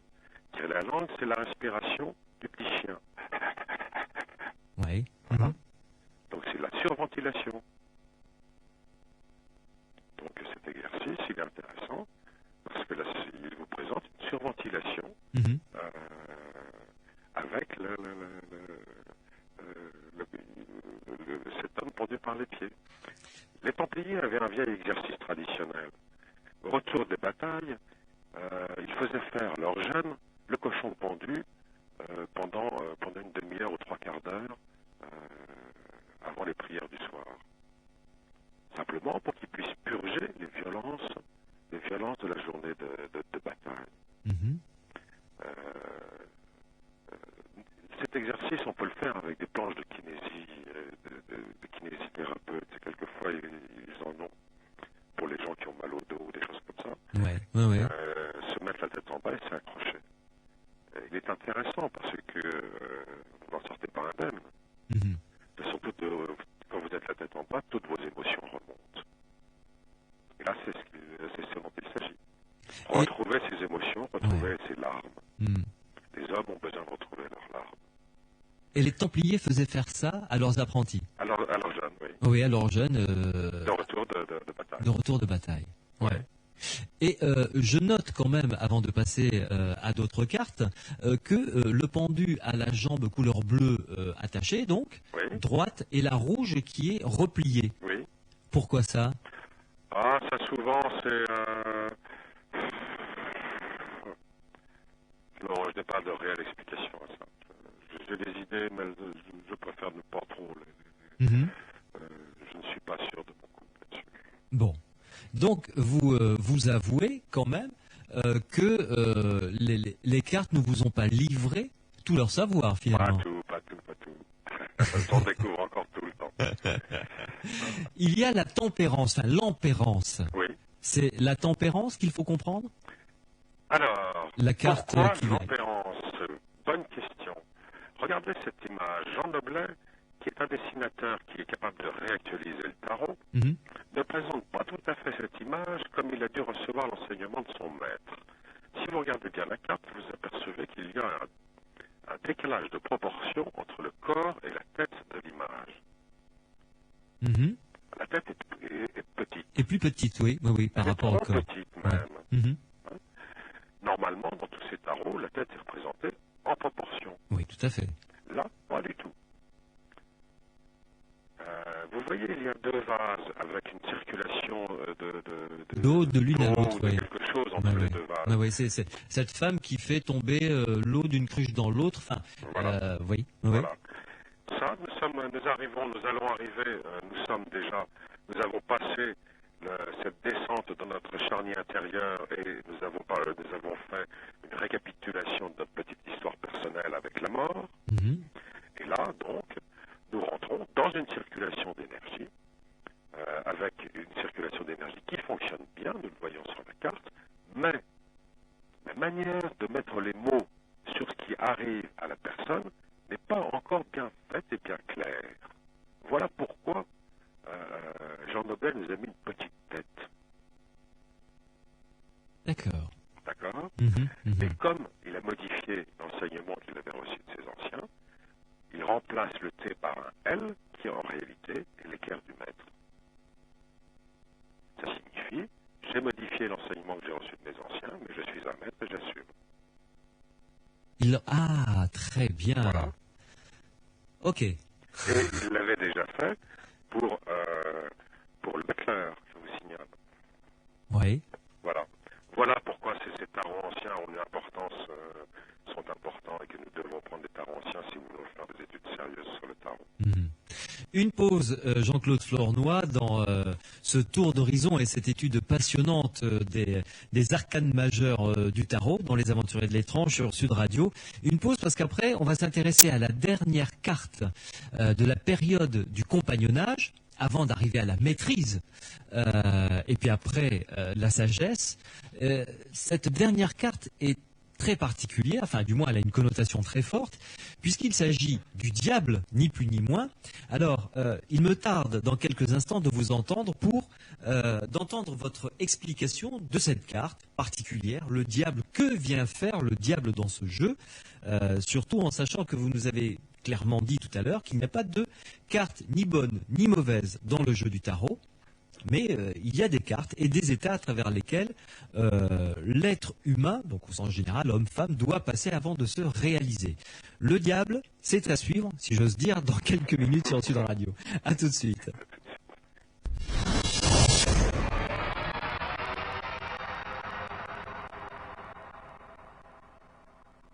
Le chemin du tarot nous indique, si j'ai bien compris ce que nous a révélé mon invité ce soir, Jean-Claude Flornoy, le chemin du tarot donc nous indique tout simplement, ni plus ni moins que le chemin de vie à suivre pour arriver à la réalisation complète, pour en arriver à la sagesse. Jean-Claude Flornoy, un des meilleurs spécialistes donc du tarot français, est mon invité ce soir dans Les Aventuriers de l'étrange sur Sud Radio. Un site internet pour découvrir ce qu'il fait, vous allez voir, c'est intéressant, c'est un quartier, vous allez pouvoir commander chez lui des jeux de tarot, des jeux anciens, des répliques des jeux anciens. C'est letarot.com. Avant de parler de la nouvelle carte que l'on va découvrir, le diable, Jean-Claude Flornoy, est-ce que vous avez un jeu de tarot ancien? Oh non, ils ne sont malheureusement pas dans mes moyens. Ah oui, c'est si cher que ça? Oh oui, et même plus que ça. Pour vous donner une ordre d'idée, nous avons eu une carte, la 237e carte qui vient d'être découverte de la série des Visconti Sforza, donc une carte du 15e siècle. Ah oui, Elle vient d'être mise aux enchères il y a quelques mois sur Christie's, chez Christie's, je crois. Elle a été vendue 285 000 €, comme vous dites. Ah oui. Oui. Ah oui, le jeu complet, ça fait une récolte de patates. Hein. Oui. Ah oui. Oui, donc vous voyez, c'est pas tout à fait dans mes moyens. Il y a une dizaine d'années de ça, c'est vendu un jeu très intéressant daté de 1710. Ouais. Il a dépassé les 40 000 ou 45 000 €. Bon, c'était un jeu populaire, Ouais. papier. Ouais. Donc non, c'est malheureusement pas dans mes moyens. Ah oui, c'est excessivement cher. Il n'y en a pas. Ouais. La raison est simple, il n'y a pas de tarot ancien à vendre. Quand Ouais. il y en a un, c'est absolument exceptionnel. Et c'est un événement rarissime, un tous les 20-30 ans, c'est tout. Ouais. Et oui. Donc, forcément très cher, évidemment. Forcément très cher. Ouais. Alors, revenons, Jean-Claude Flornoy, à l'étude donc des différentes arcanes majeures du tarot. Là, on travaille, si j'ose dire, avec le jeu Jean Noblet, que vous avez réédité d'ailleurs. Hein. Oui, tout à fait. J'ai réédité je le fabrique toujours à la main pour les amateurs et les collectionneurs, mais il est réédité aussi en industriel, donc bon marché. Ouais. Alors, donc, la carte numéro 15, qui est la carte qui symbolise la fin de la période de compagnonnage. Tout à fait. On arrive sur le diable. Oui. Il fait quoi ici, le diable? À quoi sert-il? Alors, bon, on va déjà refaire un petit... Le compagnonnage, c'est remettre en état l'ensemble des circulations énergétiques dans le corps. Et donc, il a fallu faire d'abord avec la mort un nettoyage intérieur, retrouver avec le pendu, retrouver ses émotions, faire un grand nettoyage intérieur, apprendre à se mettre sur son chemin qui a du cœur, avec tempérance, et avec le diable, nous sommes prêts pour la montée du feu intérieur. C'est-à-dire la montée du feu intérieur. Les Indiens auraient appelé ça la Kundalini, qui se développe, cette énergie secrète du corps qui doit nous irriguer, avec laquelle nous avons à vivre si nous voulons être des hommes de connaissance. C'est-à-dire que... il y a bien un moment donné où il faut que ça commence. Eh bien, c'est là avec le diable. Oui. C'est-à-dire que là, on arrive vraiment à la maturité et à la porte de la maîtrise, vraiment. C'est ça, tout à fait. Tout à fait, et regardez bien, ce diable est représenté non pas de manière diabolique, mais en Lucifer. Il a au front une sorte de chapeau sur la tête, une sorte de chapeau bizarre, avec une couleur verte au-dessus. C'est pour rappeler l'émeraude dans laquelle fut taillé le Graal et que Lucifer a perdu lors de sa chute du paradis. Lucifer veut dire le porteur de lumière. Porteur de lumière. C'est ça, oui. Et certains tarots, celui-là il est montré avec une petite fourche rouge qui rappelle un peu les flammes de l'enfer, mais d'autres tarots le présentent porteur d'une sorte de torche, porteur de lumière. Les deux petits diablotins qui sont enchaînés représentent les passions, les pulsions, les désirs qui sont attachés et qui quelque part sont maîtrisés. On n'est plus victime de ces passions et de ces désirs, mais on est capable de vivre avec. Oui. Ah oui, c'est vraiment, c'est déjà un grand aboutissement, quoi. C'est déjà un grand aboutissement.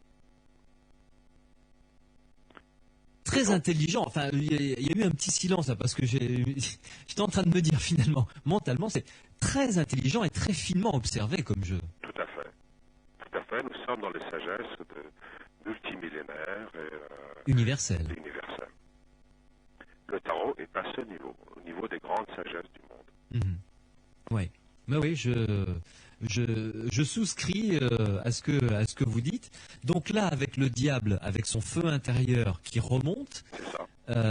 on peut. Vous voyez, les princes envolés, il a des ailes, c'est pour ça, pour s'envoler vers le ciel. Ouais. Il a des sortes de cornes, parce que ce sont des antennes qu'il branche au ciel. Et au monde supérieur de l'esprit. Donc rien de diabolique au sens où Non, tout rien un du chacun tout. l'entend. Non, rien du tout.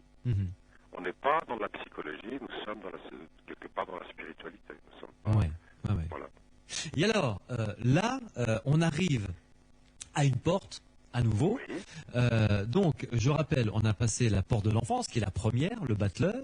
La porte de l'apprentissage, qui est l'amoureux. amoureux. Ensuite, la porte du compagnonnage, qui est force. Oui, Et là, on arrive donc à la porte de la maîtrise. Donc, c'est la quatrième porte, hein, c'est ça. que l'on franchit. Et là, c'est une carte vraiment très énigmatique qui représente une tour décapitée à son sommet par une flamme. Comment ça? Enfin, je sais pas. La tour est à son sommet, est coupée, et il y a des flammes qui en sortent ou qui y entrent, et des bons hommes qui tombent. Ça s'appelle la Maison Dieu. La flamme jaillit. Ah, nuance. Vous voyez, nuance. Cette nuance est très importante. Ah, effectivement, oui. La flamme jaillit de la tour et va vers un luminaire, vers une sorte d'astre qui se décompose en trois cercles. Ce sont les trois cercles de l'existence de nos anciens. C'est le Kegan, Apred et Gwenwed. Je ne sais pas si ça vous dit quelque chose. Absolument rien, non? Absolument rien. Non. Ce sont le cercle extérieur de la vie, le cercle intérieur de la vie et le cercle de lumière blanche. Et là, ça s'appelle comment? Pouvez-nous les redire? Ça se nomme Kegan, Apred et Gwenwed. Ce sont les termes gaulois de cette. D'accord. Ce sont les trois cercles de l'existence chez les Celtes. Oui, d'accord. Donc nous avons cette flamme qui est jaillissante. C'est une flamme qui va nous emmener vers ces trois cercles de l'existence. La conscience, une fois que l'énergie est capable de monter, va vivre une expérience transformante qui est très proche de ce que certains ont vécu sous la forme de NDA. D'accord. Quelle est l'expérience du passage de son vivant dans l'autre monde de la réalité? D'accord. Si la flamme monte, et c'est pour ça que les tarots anciens, encore une fois, sont intéressants, c'est parce que nous sommes dans l'immanence de type platonicienne et non pas dans la transcendance de type aristotélicienne qui ferait que Alors là, nous aurions une flamme descendante. explication, mon bon monsieur, parce que l'immanence ou l'immanence platonicienne, là, je suis un peu largué. Là. L'immanence signifie simplement que sur nos propres forces, nous sommes capables de fusionner avec le divin. D'accord, là j'ai compris. La transcendance, c'est seule la grâce divine peut nous permettre en descendant sur nous, de nous transcender. C'est ça? À condition que nous ayons des intercesseurs pour faire le travail, qui sont les prêtres. Oui. Nous ne sommes plus du tout dans le même monde. Tandis que là, c'est la réalisation par ses propres moyens. Par ses propres moyens et sur sa propre formation d'homme de connaissance, sa propre initiation, c'était le rôle de l'initiation d'amener l'homme petit à petit vers la sagesse. Et là, il s'agit d'une étape transformatrice. C'est l'étape du passage, l'étape qui faisait de nous des compagnons renés. Le rené, c'est celui qui a vécu cette expérience transformatrice du passage de son vivant dans l'autre monde de la réalité. Les NDE provoquent la même chose. Nous reparlerons probablement avec le fou des NDE. Bien, Bien. nous en parlerons. Le fou étant la dernière carte, la 22e non numérotée. Non numéroté. Exact. Mais alors, dans la Maison Dieu, il y a donc cette tour Oui. dont le haut s'ouvre pour laisser passer cette flamme qui va vers cet astre, vers le haut. Et il y a toute une série de petites boules qui tombent. Oui.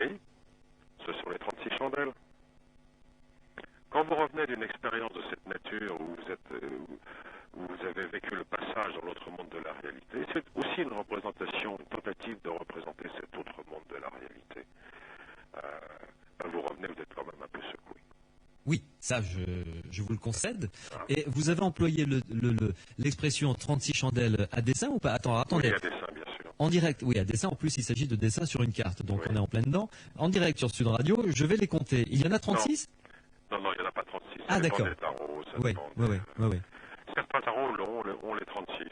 Vous voyez, vous m'aviez demandé tout à l'heure si j'avais à intervenir sur certains tarots, là j'en mettrais 36. Voilà. Ouais. Ce serait la modification que je ferais. Ouais. Mais pas plus. Bah alors faites-la, c'est bien. Oh non. Votre humilité. Dans une autre vie. Alors, la Maison Dieu, c'est donc la porte de la maîtrise. Oui. Et là, c'est vraiment, on passe à un stade supérieur. Un stade supérieur. Sans contestation possible. Non. Sans contestation possible. Le compagnon est devenu un compagnon rené. Oui. Voilà. Donc en pleine possession de ses moyens. De ses moyens. Et capable de les appliquer. Voilà, et y compris de fusionner avec le divin. Et la suivante, c'est l'étoile. On est en plein dedans. On est en plein dedans. Avec l'étoile, vous voyez, Une jeune femme nue en train de verser de l'eau dans de l'eau. Oui. Ça signifie quoi? Ça signifie qu'elle est capable de verser son eau dans l'eau collective sans la perturber. Joli. Et vous voyez aussi la manière dont Jean Noblet nous fait un jeu d'images en langue des oiseaux. Il nous présente une jeune fille, au ventre bien plat, impeccable, avec par contre un bras gauche très gros, et puis en arrière une sorte de fesse et un dos très gros. Oui, c'est vrai. C'est une sorte de fusion d'image entre la jeune fille et l'homme. Un androgyne. Pas tout à fait, c'est l'homme mûr et la jeune fille. Donc c'est c'est sur les capacités d'imagination et de pureté de la jeune fille qui s'associe à la solidité de l'homme mûr pour pouvoir créer. D'autres tarots représentent l'arcane 17 d'une autre manière. Ils le représentent comme un architecte, tenant le compas dans la main, dans la main gauche et le sablier dans la main droite, avec en fond une cathédrale ou une basilique. C'est l'homme capable de construire, de construire et d'adapter pour son époque les techniques et les besoins. Mélanger son eau à l'eau collective sans la perturber. On continue dans les traditions. Ouais. Et alors, la 18 et la 19 sont dans l'ordre la Lune et le Soleil. Tout à fait. Après ça, s'il fallait donner un nom ou un surnom à la Lune, je dirais que, vous voyez, il y a une écrevisse qui est tout à fait intéressante. Oui, d'ailleurs, l'écrevisse tient presque la moitié de l'image, d'ailleurs. Oui, dans une grande piscine bleu clair. La piscine bleu clair, c'est l'inconscient. Et l'écrevisse, la caractéristique principale de l'écrevisse, c'est de muer. Elle fait une mue tous les 2 mois, au moment de la pleine lune. Ouais. Donc elle est montrée comme ça. Donc il y a une mue au sein de l'inconscient qui se prépare. Avec, vous voyez, ces 2 chiens qui hurlent.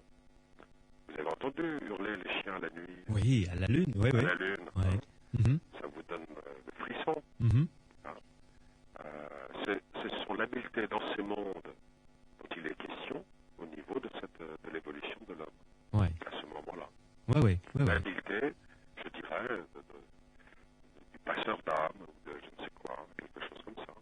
Là, on est presque arrivé à l'homme réalisé, je dirais. On y va petit à petit, on est bientôt au bout. Oui. Le Soleil, donc, après la Lune. Le Soleil. Vous voyez comment il est représenté, le Soleil? Un mur et un jardin, du verre.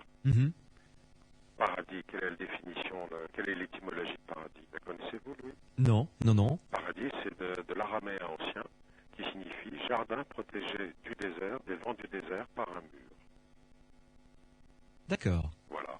Donc c'est une représentation du paradis. Les transmissions à partir de ce moment-là se font de manière directe, pratiquement télépathiquement. Vous voyez, il y a une main qui ouvre le plexus cardiaque, le jeune homme là ouvre le plexus cardiaque de la jeune fille, Mhm. qui lui met la main sur la nuque. Ouais. C'est Atlas, celui qui porte le monde sur ses épaules. Mhm. Très joli, effectivement. Et alors, l'avant-dernière, le jugement, qui est la 20e carte. Oui. C'est une sortie de tombe. Oui. Le jugement représenté comme une sortie de tombe, Mhm. une sorte d'ange dans le ciel qui est en train de faire renaître quelque part cet homme dans de la tombe. Mais là, il le fait renaître, non pas sur Terre, mais ailleurs. Ailleurs, je dirais, ce dont il est question, et les tarots anciens sont importants pour ça. Nous avons aussi un jeu d'image au niveau de ce personnage qui sort de cette tombe. Il est moitié corps d'homme, moitié corps de femme, réunis. Mhm. À l'ordinateur, pour m'amuser, j'ai séparé le corps en deux et j'ai fait des doublons. Et Mhm. c'est absolument clair, nous avons corps d'homme et corps de femme. Ouais. C'est la représentation, la sortie de la tombe de l'androgyne. Ouais, ouais, ouais. Et la 20e, qui est la dernière carte de la maîtrise, avant avant l'aboutissement, je Oui. dirais, c'est jugement. le jugement, très bien. Et alors après, on arrive donc à la 21e carte qui Oui. s'appelle Le monde. Le monde. Alors le monde, c'est l'être abouti, c'est la sagesse. Ouais. Et là, on retrouve en revanche une iconographie qu'on connaît bien, c'est-à-dire les 4 évangiles, c'est ça? C'est ça? Le taureau, le lion, le lion de Saint-Marc, Oui. le taureau de... je ne me rappelle plus. Luc, voilà, Saint-Luc, l'aigle, c'est ça? L'aigle de Saint-Jean. L'aigle de Saint-Jean, et puis l'ange, Matthieu. Matthieu, voilà, c'est ça, on y est. Et donc l'homme au milieu. Enfin, L'homme au milieu, ou plutôt représenté, si on regarde bien, c'est une représentation plutôt féminine. Oui, tout à fait, ouais. C'est l'anima mundi, l'âme du monde. Mhm. Lors de la sagesse, quand l'être arrive à ce stade de la sagesse, il participe à l'âme du monde. Il est un des moteurs humains de cette âme du monde et il participe à son incarnation. Mhm. Voilà pourquoi elle est montrée dans cette mandorle qui rappelle bien sûr les Christ en majesté. Ouais, oui, oui. Alors là, on n'a pas cessé de grimper, même dans l'iconographie, Oui. dans la symbolique. Oui. On est arrivé très très haut, je Oui. dirais, à la réalisation, Oui, tout à fait. la Renaissance, l'androgyne, l'âme du monde. Très bien. Là, on est au bout. On est vraiment au bout. On se dit, voilà, bon, le jeu est terminé. Le jeu se termine, après tout, happy end, comme à Hollywood, voilà, c'est bien. Et il reste encore pourtant une carte, Oui. comme une sorte d'épilogue, vous savez. Oui. Quand un film finit, on se dit, ah, j'aimerais bien avoir au moins ne serait-ce que 10 minutes, savoir ce que sont devenus les héros. Un petit rab. Non, non, mais c'est vrai. S'ils ont repris leur vie couramment, si ils sont restés avec la femme qu'ils ont découvert, enfin bref, l'épilogue, quoi. Une petite suite. Pour qu'on puisse se projeter vraiment dans un avenir, quoi, voilà, en quelque sorte, savoir ce qu'ils sont devenus. Et puis là, il y a une dernière carte qui, elle, n'est pas numérotée. Et là, j'ai l'impression, on retombe dans le trivial le plus complet avec le fou. Ah bah ça c'est clair. Là, on retombe dans le... Alors, on est monté, et là, on retombe. Pas du tout, on retombe pas du tout. Ah, ben justement, vous allez m'expliquer. Mais parce que- on rentre dans une autre catégorie, qui est la catégorie des accidentés de la vie, qui quelque part, un jour, reçoivent un coup de baguette magique sur la tête Mhm. et deviennent des transformés. C'est-à-dire sans être passé par toutes ces étapes. Exactement. Et comme ça se passe à n'importe quel moment de la vie, à n'importe quelle étape de la vie, eh bien, il n'y a pas de numéro. C'est l'excuse, encore une fois, revenons à la règle du jeu. Hein. Vous avez le droit de la mettre quand vous voulez dans le jeu. Personne ne peut la prendre. Ce qui signifie Et pourtant, c'est un bout. c'est un bout, Ouais. exactement comme Ouais. le monde ou le petit, Ouais. mais il est le seul que vous garderez de toutes les manières avec le monde. Ce sont les deux atouts imprenables, donc le fou et le sage sont les meilleures cartes du jeu. D'accord. Oui. Quand vous sortez d'une NDE, vous n'êtes pas tout à fait frais, Non. hein, le moins qu'on puisse dire. Vous êtes un petit peu désorienté, le moins qu'on puisse dire. Et vous êtes aussi dans l'état où vous étiez, vous êtes transformé, c'est vrai, mais vous êtes dans l'état où vous étiez Juste un petit peu avant aussi. Oui. Juste avant, si vous étiez un crétin absolument épouvantable, à les massacrer, je ne sais quoi, comme dans le mythe d'Air de Platon, qui raconte cette histoire de soldat à qui il arrive cette aventure. C'était un misérable absolument épouvantable, qui était laissé pour mort au moment de la bataille de Marathon. Et au bout de 12 jours, il revient à lui et raconte son histoire. Et là, c'est plus le même homme.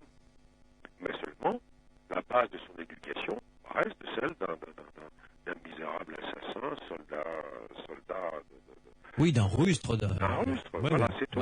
Ouais. Transformé, oui, mais rustre de base. Et ben voilà ce qui se passe avec le fou. Il s'agit de ça. Mais regardez-le. Regardez-le. Il a sur l'épaule, il tient un bâton avec sa besace.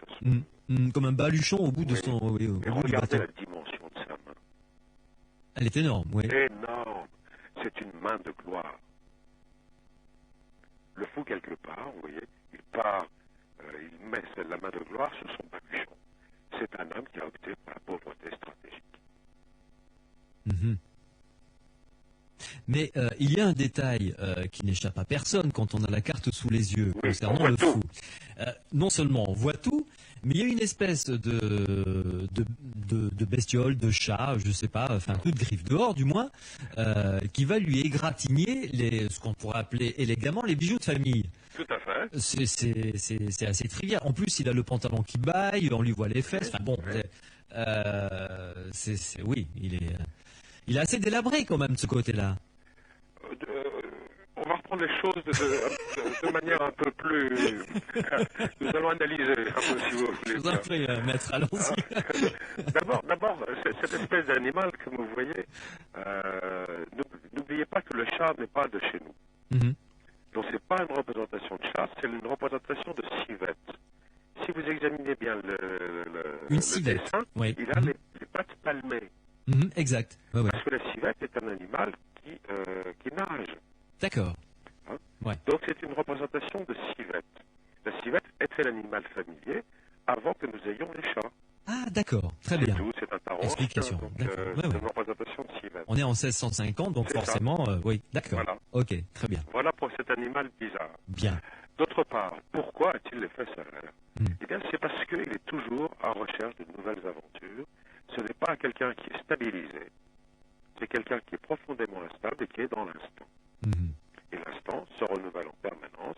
Donc, vous voyez la direction qu'il prend. Il prend la direction du futur vers de nouvelles rencontres. Vous connaissez bien tous ces saints, tous ces sages dont l'histoire nous a gardé le nom, Diogène, etc., Trungpa, etc., tous ces grands saints tibétains ou autres.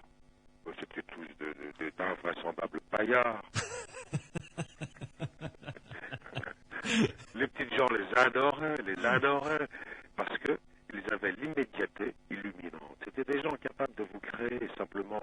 Et nous en avons encore, nous en côtoyons régulièrement des gens comme ça, sortis de NDE ou autres, capables de nous créer des béances, où tout d'un coup, on est parachuté, on est envoyé ailleurs, comme par une fusée.